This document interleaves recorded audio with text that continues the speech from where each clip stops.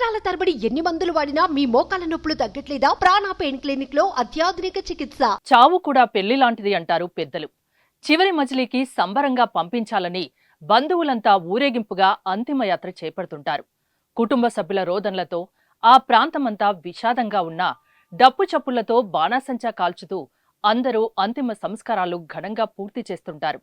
అయితే తెలంగాణ రాష్ట్రంలో ఒక వ్యక్తి అంతిమయాత్ర జరుగుతుండగా అనుకోని సంఘటన కారణంగా పాడె మోస్తున్న వారంతా నడి రోడ్డుపై సడన్ గా మృతదేహాన్ని దింపేసి పరుగులు పెట్టారు.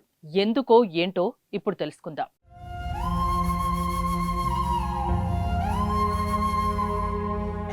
సబ్బులే కూడా ఎత్తా అయిపోయా మళ్ళొచ్చినా ఇప్పుడు మళ్ళొస్తాను.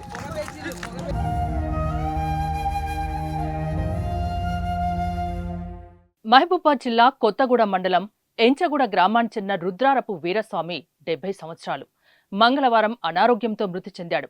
అయితే బంధువులంతా సకాలంలో రాకపోవడంతో బుధవారం అంత్యక్రియలకు ఏర్పాటు చేశారు.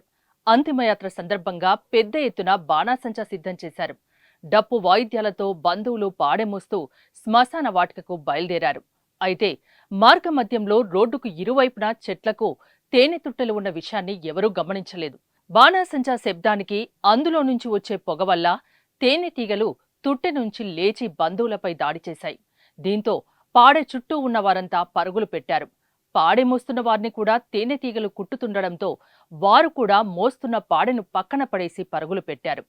తేనెటీగల దాడిలో పలువురికి గాయాలు కావడంతో 108 ద్వారా నర్సంపేట ప్రభుత్వ ఆసుపత్రికి తరలించారు. తేనెటీగలు అన్ని వెళ్లిపోయాక కొద్దిమంది సమక్షంలో వీరస్వామి అంత్యక్రియలు పూర్తి చేశారు.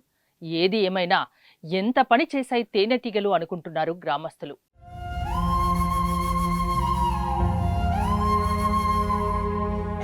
సబ్బులే కూడా ఎత్తా అయిపోయా మళ్ళొచ్చినా ఇప్పుడు మళ్ళొస్తాను.